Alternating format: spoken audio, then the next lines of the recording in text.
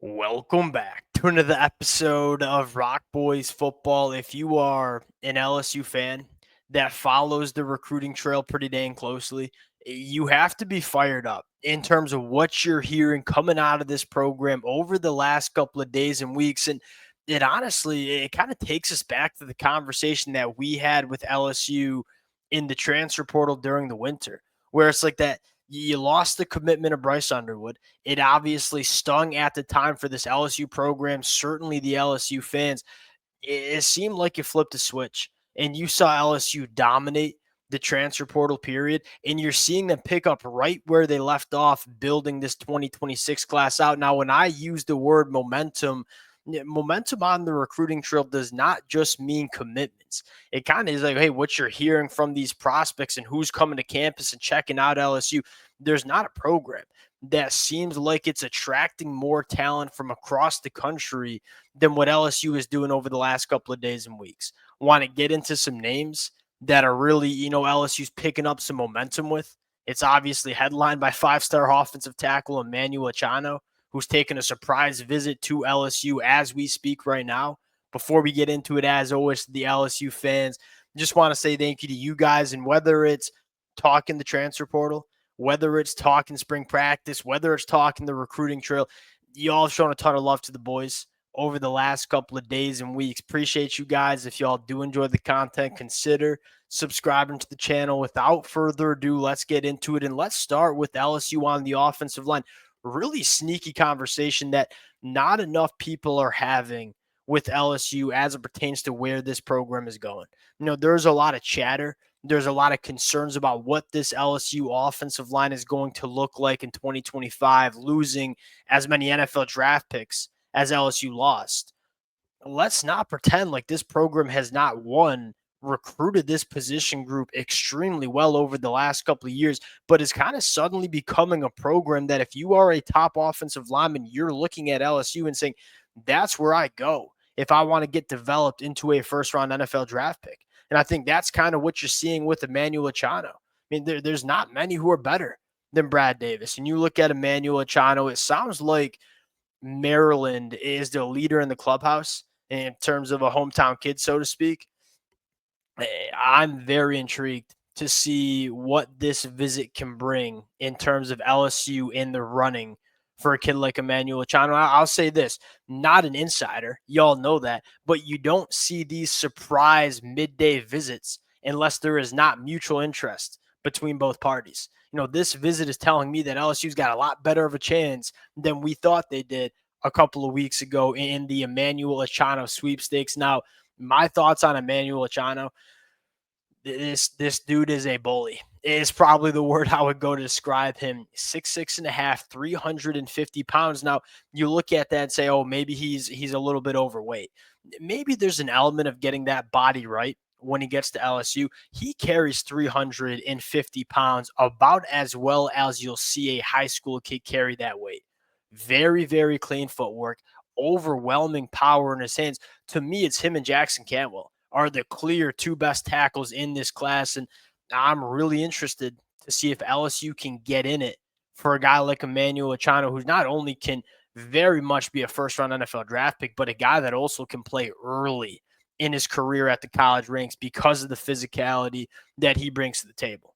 Now, number two, another really interesting name to follow, Tristan Keys, number one wide receiver in the country. This is another position that LSU's done a very good job recruiting. Don't let the decommitment of Decorian Moore distract you from LSU not only recruiting this position really well, but developing this position really well too. Tristan Keys, Cortez Hankton kind of building that relationship. He's the number one wide receiver in the country for a very good reason. He's 6'3", he's a $190, and is a guy that blends that size, speed, but then that third attribute that we don't normally talk about when we're talking about wide receivers with this size, and that is the movement patterns. This is a guy that can create separation, can be a force after the catch, has the ability to make people miss. You don't normally say that when we're talking about 6'3" wide receivers. Tristan Keys is that guy, the prototypical box checker, boundary X wide receiver, guy that's going to be a difference maker for multiple years at the collegiate ranks. He was on campus this weekend, He's staying through Tuesday. I believe he watched the spring practice this morning. It's another name that, look, is LSU going to land every single name that we're going to talk about? No, probably not, but they have so many irons in the fire with some of the best football players in this 2026 class. Another name to certainly monitor. We've seen some crystal balls come in is Ethan Feaster. I love Ethan Feaster because he's not a guy, he's not the biggest, he's not the fastest, but he is such a polished playmaker at the wide receiver position, can do a lot of different things. He can work vertically, really good in contested catch situations, nice separator in his route tree, but the main gravitational pull, you might say, to a guy like Ethan Booby Feaster is what he does with the football in his hands. It's kind of the it factor. It's like you don't really know how to quantify it, but you know it when you see it. You turn on the tape and say, this kid is just special when he has the football in his hands. And you look at this LSU offense and say, hey, what's the goal of the LSU offense under Joe Sloan? It is speed and space. We want to get our difference makers, the football in space, let them go to work. I couldn't think of a better fit for LSU at the wide receiver position than a guy like Ethan Booby Feaster, who could be a slot wide receiver, could play out on the boundary, do so many different things. Another couple of names to keep your eye on. I think Lamar Brown. Now, obviously, LSU fans, y'all been monitoring this one for really the last 2 years. Wants to play defensive line. And I think that this is by one, you'll have people get up here and say, well, he's going to be a better interior offensive lineman than a defensive lineman. I don't care when it comes to this kid. Yeah, whatever position he wants to play, you take him because he's going to be good at whatever he wants to do, whether it's on the offensive line, whether it's on the defensive line.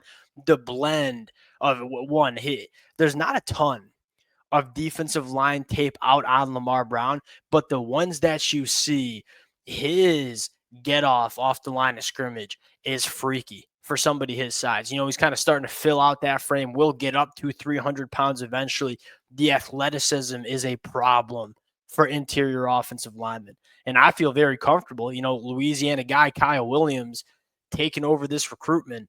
I feel comfortable at LSU's chances about landing Lamar Brown. And again, at the end of the day, it don't matter what position he wants to play, get him into this program.